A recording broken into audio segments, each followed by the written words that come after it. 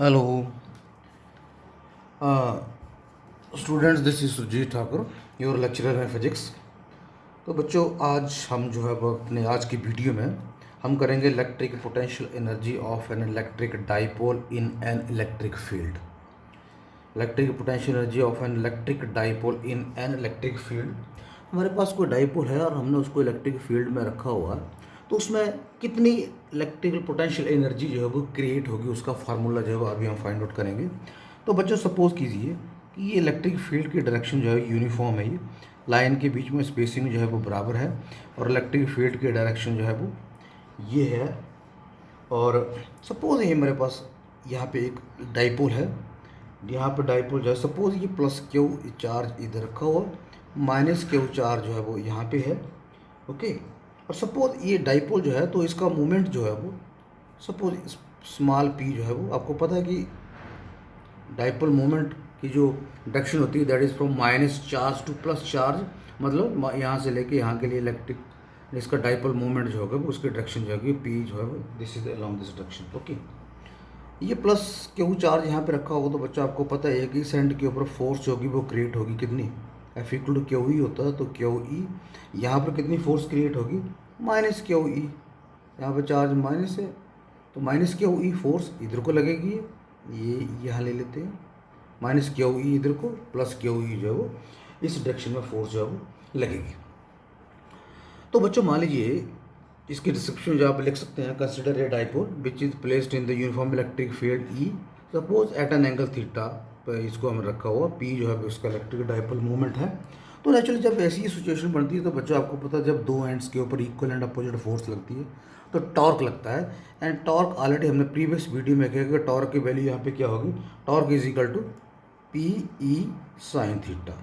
कितना टॉर्क लग रहा है इस डाइपोल के ऊपर बच्चों, इस डाइपोल के ऊपर टॉर्क लग रहा है P E sine theta. Okay, अब देखो ये इस पोजीशन में रखा हुआ है, इसका ये एंड जो है प्लस है, ये एंड जो है माइनस है। अब यहाँ पे इलेक्ट्रिक फील्ड की डायरेक्शन जो है आपको पता है कि प्लस टू माइनस होगी, इसका मतलब यहाँ पे माइनस एंड है, तो ये इसकी कोशिश क्या रहेगी, ये स्टेबल इक्विलिब्रियम में आने की पोजीशन कोशिश रहेगी। ये प्लस जो होगा वो माइनस की तरफ अट्रैक्ट होगा, तो इसकी ट्राई क्या रहेगी कि इस स्टेबल इक्विलिब्रियम में आ जाए। अब सपोज कीजिए इलेक्ट्रिक पोटेंशियल एनर्जी की जब बात आती है, सपोज हमने इसको डी थीटा के बराबर इधर को अगेंस्ट दिस वन, हमने इधर को इसको रोटेट किया। जब इधर को रोटेट करना होगा तो हमें एक्सटर्नल वर्क करना पड़ेगा, और जितना हम वर्क करेंगे वही उसमें एज इट्स पोटेंशियल एनर्जी जो होगी वो स्टोर हो जाएगा। और मान लीजिए इसको हमने डी थीटा के बराबर रख लिया। अब सपोज हमने डी थीटा के बराबर जो है वो इसको रोटेट किया टूवर्ड्स दिस डायरेक्शन, आप यूँ कर सकते हैं, डी थीटा के बराबर हमने इस डायरेक्शन में इसको रोटेट किया, तो नेचुरली आपको जो है वो काम करना पड़ेगा। Let that work be equal to D W, और डी डब्ल्यू आपको पता है कितना ऑलरेडी हमने किया, टॉ डी थीटा के बराबर। कितना वर्क किया हमने इसको डी थीटा के बराबर रोटेट करने के लिए, D W is equal to tau D theta. Okay, या पूरा इसकी वैल्यू जो पुट करेंगे तो टॉ कितना ऊपर है हमारे पास, p E sine theta D theta. ठीक है बच्चों, अब ये तो स्मॉल डी थीटा के लिए जब इसको हमने रोटेट किया तो डी डब्ल्यू वर्क हुआ। सपोज हमने इसको एक पर्टिकुलर एक एंगल से लेके दूसरे एंगल तक इसको हम रोटेट कर रहे हैं, तो उसमें उस वक्त इसमें टोटल कितनी इसमें एनर्जी स्टोर होगी। Suppose it is rotated from angle theta 1 to theta 2 within the limit theta 1 से। अब यहाँ पे तो डी थीटा ले रहे हैं कि यहाँ से चला स्मॉल डी थीटा, सपोज इसकी पोजीशन जो अभी ये ले लेते हैं, मैं डॉटेड लाइन में डी थीटा के बराबर इसको हमने इधर को रोटेट किया। सपोज इसको हमने टोटल वर्क टर्म जब निकालना पड़ेगा तो हमें इसका इस इक्वेशन का इक्वेशन नंबर 1 का इंटीग्रेशन करना पड़ेगा। सपोज इसको जो हम रोटेट कर रहे हैं from angle theta 1 to theta 2, तो यहाँ पे मैं क्या लिख सकता हूँ, integration of theta 1 to theta 2 P E sine theta D theta. ठीक है बच्चों, तो ये पी ई बाहर निकाल लो, तो यहाँ पे थीटा 1 टू थीटा 2 और यहाँ पे आ जाएगा sine theta D theta. Sine theta का इंटीग्रेशन क्या होता है पता है, ये minus cos theta limit theta 1 to theta 2। ठीक है बच्चों, तो ये कहते हैं इसको मैं क्या लिख सकता हूँ, जब लिमिट भी पुट कर दूँ माइनस को बाहर निकाल लो, minus p E cos theta 2 minus cos theta 1। Okay, ठीक है, तो ये मेरे पास आ गया टोटल वर्क जो हमने किया, और ये टोटल वर्क जो होगा एज इट्स पोटेंशियल एनर्जी इसमें स्टोर हो जाएगा। अगर हम कंडीशन लेके चले कि सपोज हमने इसको इसकी थीटा वन जो है इसको हमने सबसे पहले ऐसे रखा होता 90 डिग्री के ऊपर। सपोज यहाँ पे हमारे पास थीटा वन जो है वो ओरिजिनल एंगल जो है वो 90 डिग्री और फाइनल एंगल जो है वो थीटा टू जो है वो थीटा। तो जब ये दोनों बातों को हम ऊपर पुट करेंगे तो डब्ल्यू हमारे पास कितना आ जाएगा, minus p E cos theta. ये आ जाएगा minus p E cos theta अगर हम ये विद इन द 90 डिग्री से किसी एक पर्टिकुलर एंगल तक इसको जो है वो हम रोटेट कर रहे हैं। So this work done is stored as the electrical potential energy U of the dipole.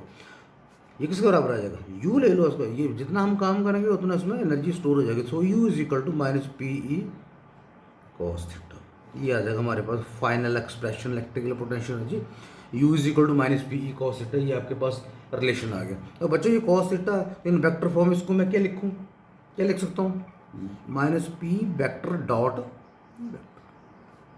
In vector notation it can be written as U is equal to minus p dot E vector. So ये relation जो आ गया आपके पास electrical potential energy magnitude से ये in vector form पर dot product में जब इसको लिखेंगे। स्पेशल केसेस ले लो आप। स्पेशल केसेस क्या हो सकते हैं, स्पेशल केस क्या होगा, number one when theta is equal to 0 degree. हो सकता है थीटा 0 डिग्री, ये डाइपोल होगा वो ऐसे आराम से पड़ा हुआ अपनी स्टेबल इक्विलिब्रियम। अब देखते हैं जब थीटा 0 होगा तो यहाँ पे इस इक्वेशन में जब पुट करेंगे तो यू कितना हो जाएगा, minus p E cos 0 degree, cos 0 degree is 1। It is the stable equilibrium position, stable equilibrium position, ठीक है बच्चों। और ये माइनस पी ई का मतलब minimum potential energy, minimum potential energy, ठीक है।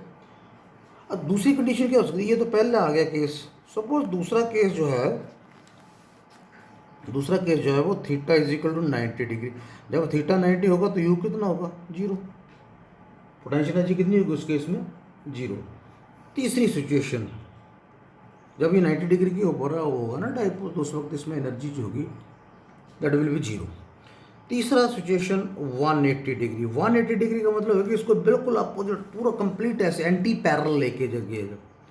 ये स्टेबल में पैरेलल आ गया, पैरेलल भी बोल सकते हैं इसको, और इसमें क्या आ जाएगा, एंटी पैरेलल। जब इसको एंटी पैरेलल होगा तो यू हमारे पास क्या आ जाएगा, minus p E cos 180 degree, और 180 डिग्री कॉस 180 डिग्री माइनस 1 होता तो ये P E which is the maximum potential energy. इस वक्त जो एनर्जी जो होगी मैक्सिमम पोटेंशियल एनर्जी होगी, और ये अनस्टेबल इक्विलिब्रियम होगा, अनस्टेबल इक्विलिब्रियम, ठीक है बच्चों। तो ये तीन कंडीशन इसकी बन गई, अनस्टेबल इक्विलिब्रियम, स्टेबल इक्विलिब्रियम और यू पोटेंशियल एनर्जी जब 0 बड़ा केस हो गया। अब बच्चों इसकी यूनिट भी चलो बता देते हैं आपको। इलेक्ट्रिकल पोटेंशियल एनर्जी का यूनिट क्या होते हैं, इलेक्ट्रिकल पोटेंशियल एनर्जी का एस आई में यूनिट जो था वो एनर्जी है तो जूल ही होगा। एस आई यूनिट क्या होगा इसका, joule. S I unit energy का, इलेक्ट्रिकल पोटेंशियल एनर्जी का भी एनर्जी है तो ये जूल ही होगा। लेकिन बच्चों हमें पता है कि यू जो होता है वो किसके बराबर होता है, वी क्यों होता है, ठीक है। क्योंकि वी किसके बराबर होता है, पोटेंशियल जो होता है वर्क डन पर चार्ज। तो क्यू, तो वी डब्ल्यू किसके बराबर आ गया यहाँ से, W is equal to V Q. और डब्ल्यू क्या है, यू। जितना डब्ल्यू होगा, जितना वर्क डन करेंगे उतना उसमें पोटेंशियल एनर्जी होगी। So U is equal to V Q आपके पास, राइट। तो इसको यू का यूनिट ऐसे ऐसे यहाँ से लिखना हो तो क्या लिख सकते हैं, 1 जूल। यू का तो जूल आ गया, बोल्ट का ये 1, वी का और क्यू का सी, वी का वो।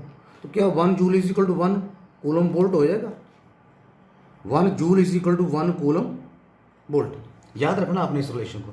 सो 1 जूल एनर्जी क्या होती है, 1 joule is the energy required to move a charge of 1 coulomb through a potential difference of 1 volt. जब 1 कूलम का चार्ज 1 वोल्ट पोटेंशियल डिफरेंस में जब ये मूव करेगा तो उसमें एनर्जी जो स्टोर होगी that will be equal to 1 joule, that will be equal to 1 joule, ठीक है बच्चों, ठीक है। उसके बाद इसमें एक टर्म आपने और भी यहाँ पे आपको पढ़ने को मिलेगी, उसको बोलते हैं इलेक्ट्रॉन बोल्ट।